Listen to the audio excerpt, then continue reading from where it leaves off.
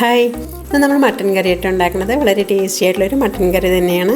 1.5 kilo mutton എടുത്തിരിക്കുന്നത്. കഴുകിയ ശേഷം കുക്കറിലോട്ട് ചേർത്ത് വെളുത്തുള്ളി ഇഞ്ചി പേസ്റ്റും കുരുമുളക് പൊടി, മല്ലിപ്പൊടി, മുളക് പൊടി, മഞ്ഞൾപ്പൊടി, ഗരം മസാലപ്പൊടി, അതേപോലെ തന്നെ പെരിഞ്ജീരകത്തിൻ്റെ പൊടിയാണ് ചേർത്തിരിക്കുന്നത്. അല്പം ഉപ്പും നാരങ്ങാനീരും കൂടെ ചേർത്ത് നന്നായിട്ടൊന്ന് മിക്സ് ചെയ്തെടുക്കുന്നുണ്ട്.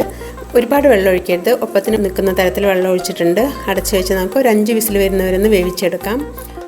മൺചട്ടിയിലേക്ക് വെളിച്ചെണ്ണ ചേർത്തിരിക്കുന്നത്, വെളുത്തുള്ളി ഇഞ്ചി ചതച്ചതും ചെറിയ ഉള്ളിയും ഒരു സവാള എടുത്തിരിക്കുന്നത്, അല്പം ഉപ്പും കൂടി ചേർത്ത് നന്നായിട്ടൊന്ന് വഴറ്റിയെടുക്കാം. പച്ചമുളക് കീറിയതും അതുപോലെ കറിവേപ്പിലയും മുളക് പൊടി, മഞ്ഞൾപ്പൊടി, മല്ലിപ്പൊടിയും കൂടെ ചേർത്തിട്ടുണ്ട്. നന്നായിട്ടൊന്ന് വഴറ്റിയ ശേഷം 2 തക്കാളി ചെറുതായി അരിഞ്ഞതാണ്, അതും കൂടെ ചേർത്ത് അടച്ചു വെച്ചൊന്ന് മെൽട്ടാവുന്നവരൊന്ന് വേവിച്ചെടുക്കാം. അതിനുശേഷം നമുക്ക് വേവിച്ച മട്ടൻ ഉണ്ടല്ലോ, അതും കൂടെ ചേർത്ത് അല്പം ഉപ്പും കൂടെ ചേർത്ത് നന്നായിട്ടൊന്ന് കുറുകി വരുന്ന തരത്തിലൊന്ന് വേവിച്ചെടുക്കേണ്ട. ഒന്നുകൂടെ മീതെ അല്പം കറിവേപ്പിലയും കൂടെ ചേർക്കാം.